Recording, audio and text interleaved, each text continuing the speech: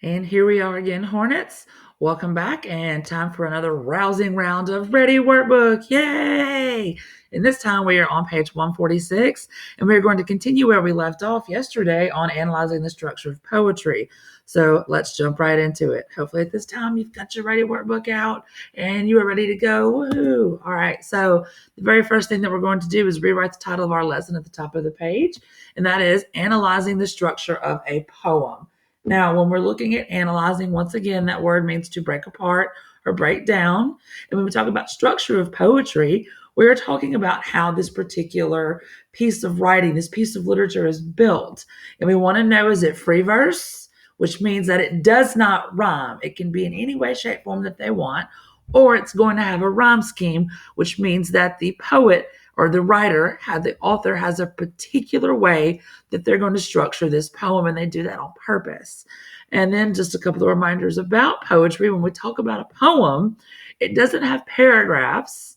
It has lines and stanzas. Okay?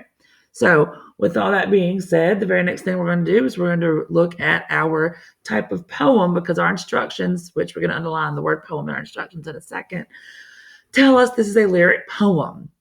And as we've already been talking about with lyric poetry, just like song lyrics, it's going to have a rhyme, it's going to create rhythm, it's going to have strong repetition, which helps build that strong emotion and strong feelings for that musical quality that we're looking for in a lyric poem. Now, the other thing we got to back up and look at is that this does tell us in our instructions, we're going to underline the word poem. And then it says, which is about a child woken in the night by a hooting owl. Well, right now, guys, the instructions are giving this a lot of way to tell us what this poem's about, okay? Well, another thing real quick, when we are dealing with poetry, and like anything else we read, we want to make sure we box our title so we can take a second and see that it says a barred owl, a barded owl. Well, barded owl is just a type of owl that's striped, but barred also has a secondary meaning that it's metal or wooden bars that are normally put on a window or door to keep somebody out or to keep somebody else in. So this actual title has two meanings, and you'll see if we can figure out what it is when we're done with the poem. All right. So our next thing that we've got to do is we want to number our lines and count our stanzas. Our lines are already numbered for us. So you can circle the 5 and you can circle the 10, and you can see that we have a 12-line poem. And we have one stanza and we have two stanzas. Now remember, stanzas, when they're separated, they're like blocks. Each stanza usually has its own little bitty meaning before you jump to the next one.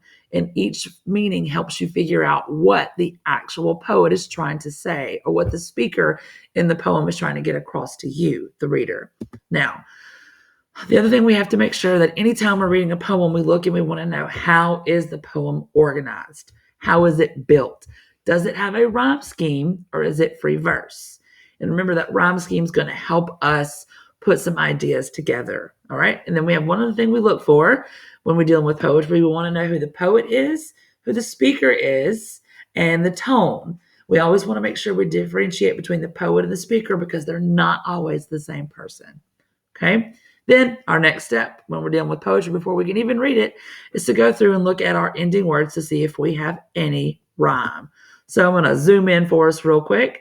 So let's go through and see if we have our ending words. I'm going to underline all of them. We've got boom, room, heard, bird, to, you, clear, fear, night, flight, claw, and raw. Now, can any of you tell me what the rhyme scheme is? I'll give you a second to see if you can write it in and figure it out on your own. Dun, dun, dun, dun. And did you get it right? It is done, and remember what's called couplets. It's got an A, B, B, C, C, D, D, E, E, F, F rhyme scheme. Now, I want you to see something else that I think is pretty cool. When you look at this, and if you break it down in numbers, the first stanza, if I number it 1, 1, 2, 2, 3, 3. Well, if I ignore that very first stanza altogether and I just look at the second stanza, the pattern repeats. The rhyme scheme may be different, but the pattern's the same.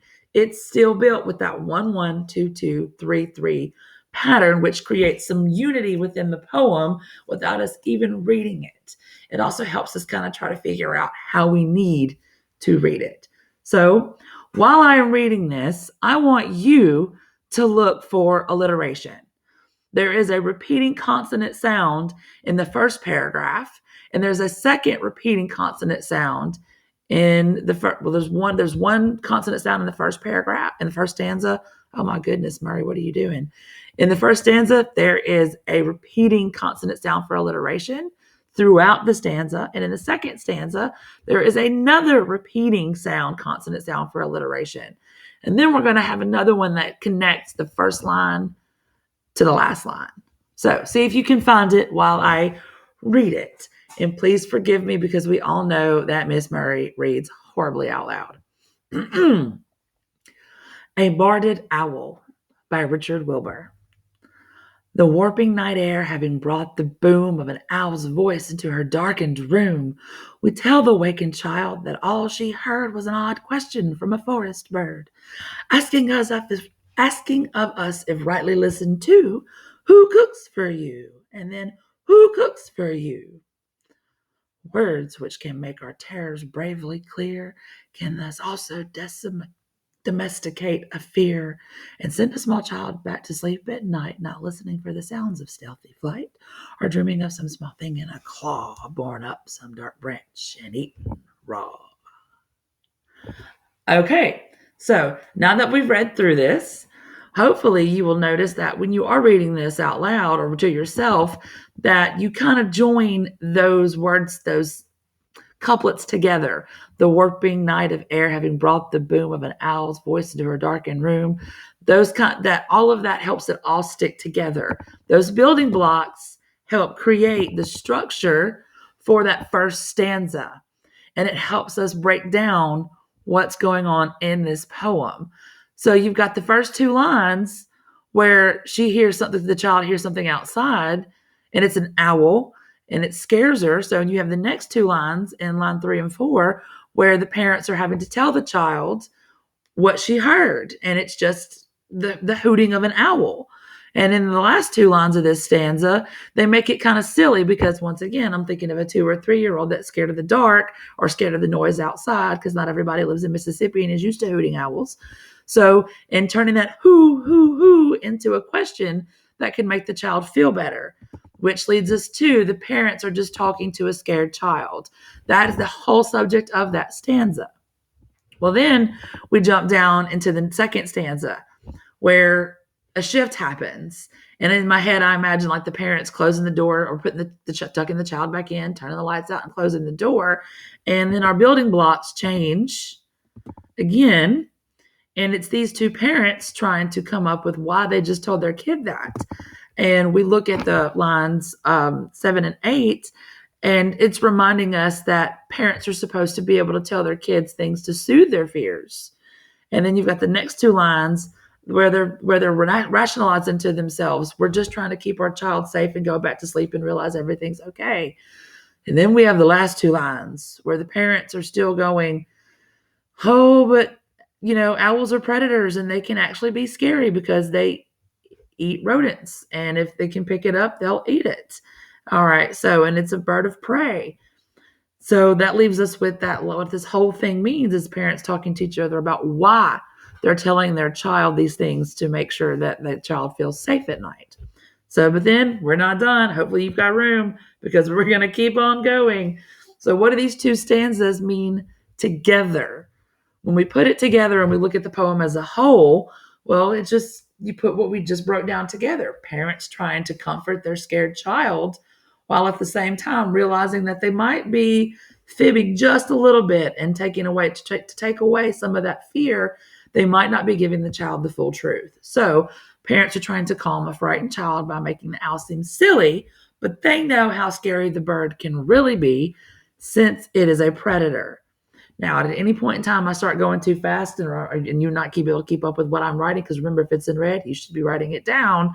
Pause me. It's not going to hurt my feelings. Okay. Now, the next thing we want to make sure we know is who our poet and our speaker and our tone. Well, our poet, guys, is that this dude right up here. That is Richard Wilbur. And our speaker, or speakers in this case, is two parents talking to their scared child. And our tone For me, I get a little bit of negative tone because it can still, by the time we get to the end, they've comforted their child, yes, but in reality, it's still a little bit unsettling. Okay. So it starts off with the child being scared, and we get all the way down to the very end, and it's the parents reminding us that there really might be something to be afraid of. So it's a little bit unsettling. Now we're going to jump to the other half of your workbook page. Oh, wait, sorry. I jumped ahead of myself. Did you notice the alliteration? Okay. You don't have to write down what's in black on the side. It's okay. Don't freak out. It's just me explaining what's here. So the W's help us. It's also recreating that whoo sound an owl makes going through the entire stanza. And it's also the sound that scares the child, but by the end of the first stanza, the parents have made it seem not so scary. And then in the beginning of the second stanza, they started with that W to connect the first stanza to the second stanza. And then they go on to the S sound, which we learned in a previous lesson, helps create a much more flowy, sing-song, smooth transition from line and word to word, and helps that flow keep going. It creates a little bit softer tone, kind of like they're singing a lullaby or a song, instead of that first one where they're trying to get the scary sound out of the child's head. So we also have, if you notice what's in pink, the B's in the first line and the B's in the last line. Because remember, we talked about that B sound, that hard stop sound that makes you stop and think for a second. So, and it's also in the very first line of the first stanza. So they've also made this connection with that B alliteration through the poem. Now, we also have something else that is being repeated, and I've underlined it because that's what our instructions are about to tell us to do in a second when I keep going on down the page, is that I'm supposed to underline things that repeat. Well, I have the word child repeating. And what else do you see that I have underlined that was repeated? Good job. Who cooks for you? Who cooks for you? And it's repeating right there because they're trying to get the child to calm down and to think about the owl in a different way. And that the owl is just, when it's hooing, it's asking a question. Okay. All right. We're going on to the next part. So when it says explore how to answer this question, how does the structure of the poem contribute to its meaning? I want you to circle that. Yes, because that's the whole thing, as we're looking at how that rhyme scheme is connecting all those different ideas and how the repetition throughout the whole poem is unifying all of it. So it says a barred owl is a lyric poem or a poem that expresses the speaker's feelings. And now I want you to highlight or underline this next sentence too. In this poem, parents want to comfort their frightened child, even though they realize the owl may not be as innocent as they tell her it is. Now, in the above poem, we number the stanzas. We've already done that. And think about the meaning of each one. Oh, we already did that. Wow, it's like Miss Murray read this ahead of time. We're going to mark the rhyme scheme. Oh, we already did that too. And underline any instances of repetition. Oh, we already circled all of our alliteration, and we went through and we underlined whether the other things we saw, and then we're going to complete the chart. So stanzas, how many do we have? That's right. Good job. We have 2. And what it adds to the poem. Okay. So I'm going to hit this button and it's going to put up a lot of words. So once again, if I get ahead of you, pause me. You can't hurt my feelings. I'll never know. So stanza 1 is what the parents are saying to the child to comfort her. We already wrote that at the top. If it were me, I'd just be drawing an arrow from the tops to this. Just putting that out there for y'all. Stanza 2 is about after they leave the room. It's their reasoning for the story they tell her. Their rationale behind almost lying to their kid to make her feel better. Okay. In stanza, okay, now on our next one down here, in our next piece of our table for the rhyme scheme, we already said that it had an AABBCCDDEEFF rhyme scheme, and those are called couplets. Once again, by the way, it's when you have lines back to back like that create a couple, like 2. Okay, so and our table gives us its answer, and it says the rhyme scheme is similar to a lullaby used to help a child fall asleep, especially when you get to that S soft and flowing sound that helps with that second stanza. But it also, I'm going to add this here because I want you to realize, because it's a lyric, it's going to have that musical quality anyway. So because it's to a child, we automatically, at nighttime, it gets that more lullaby stance. Anybody tell me of another lullaby that they think is a little creepy? It's, for me, it's the Rockabye Baby on the Treetop one. That one always. I'm like, why is the baby on top of a tree? Anyway, Miss Murray just got off topic. Let me come back to repetition. Okay. So now I'm here at repetition. So when I say repetition, what am I talking about? What three things did we do in our last lesson that dealt with repetition? Did you say alliteration, assonance, and rhyme?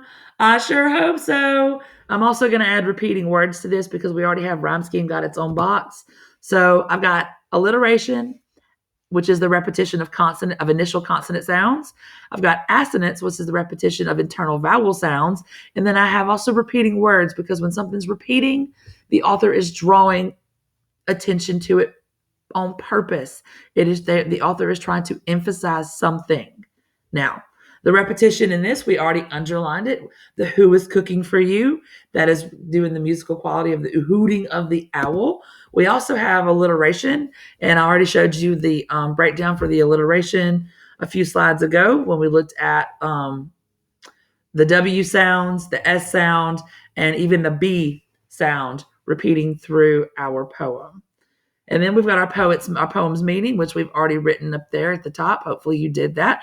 And if you already did that, you can just draw an arrow, or you can rewrite it down here. That is fine.